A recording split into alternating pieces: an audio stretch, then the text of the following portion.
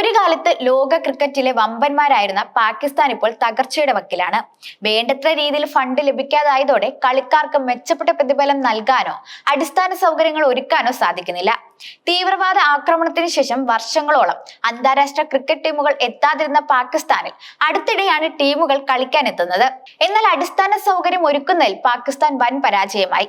ടീമിന്റെ തുടർ തോൽവികളോടെ ആരാധകരും സ്റ്റേഡിയത്തിൽ എത്താത്ത അവസ്ഥയാണ്. ഇന്ത്യക്ക് IPL എന്ന പോലെ പാകിസ്ഥാന്റെ സൂപ്പർ ലീഗ് നടക്കുന്ന സമയമാണിത്. എന്നാൽ ഒഴിഞ്ഞ ഗ്യാലറികളിലാണ് കളി നടക്കുന്നത്. ഇന്ത്യയിൽ തീവ്രവാദ ആക്രമണം നടത്തിയതിനെ തുടർന്ന് BCCI കർശന നടപടിയെടുത്താണ് പാകിസ്ഥാന് ഫണ്ട് ലഭിക്കാത്തതിന് പ്രധാന കാരണം. ഇന്ത്യയുമായുള്ള പരമ്പരകൾ ഇല്ലാതായത് ശതകോടികളുടെ നഷ്ടം പാകിസ്ഥാന് വരുത്തിവെച്ചു.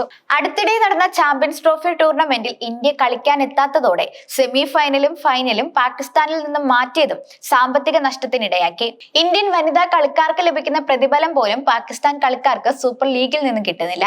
മറ്റു രാജ്യങ്ങളിലെ ലീഗ് മത്സരങ്ങൾ കളിച്ചാണ് പാക് കളിക്കാർ പണം ഉണ്ടാക്കുന്നത്. പാക് ക്രിക്കറ്റിനെ തകർക്കുന്ന മറ്റു പല കാരണങ്ങളുമുണ്ട്. പോരായ്മകളുള്ള ആഭ്യന്തര സംവിധാനമാണ് ഇപ്പോൾ പാക് ക്രിക്കറ്റിലുള്ളത്. ഫണ്ട് വരവ് കുറഞ്ഞതോടെ ആഭ്യന്തര ക്രിക്കറ്റിന് കാര്യക്ഷമത കുറവുണ്ടായി. സ്വതന്ത്രമല്ലാത്ത അസോസിയേഷനുകളും ഡെമ്മി ക്ലബ്ബുകളുടെ വ്യാപനവും യോഗ്യത അടിസ്ഥാനമാക്കിയുള്ള തിരഞ്ഞെടുപ്പിനെ തകർക്കുന്നുണ്ട്. ഒരു കാലത്ത് പ്രതിഭകളെ വളർത്തിയ ഡിപ്പാർട്ട്മെന്റിൽ ക്രിക്കറ്റിന്റെ നിരോധനം മത്സരശേഷിയുള്ള കളിക്കാരെ ഉൽപ്പാദിപ്പിക്കുന്ന പൈപ്പ് ലൈനിനെ ദുർബലമാക്കി.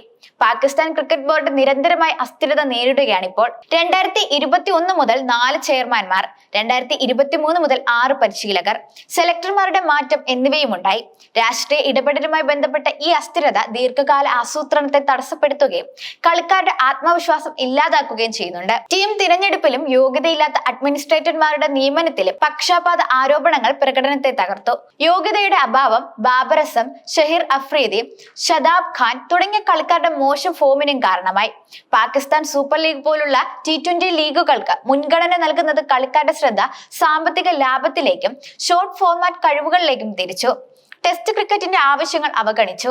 അവസാന 18 ടെസ്റ്റ് ഇന്നിംഗ്സിൽ 20 മാത്രമാണ് ബാബർ അസമിന്റെ ശരാശരി. ടീം ഐക്യത്തിന്റെ അഭാവവും ഫിറ്റ്നസ് കുറവും പ്രശ്നങ്ങൾ വർദ്ധിപ്പിക്കുന്നുണ്ട്.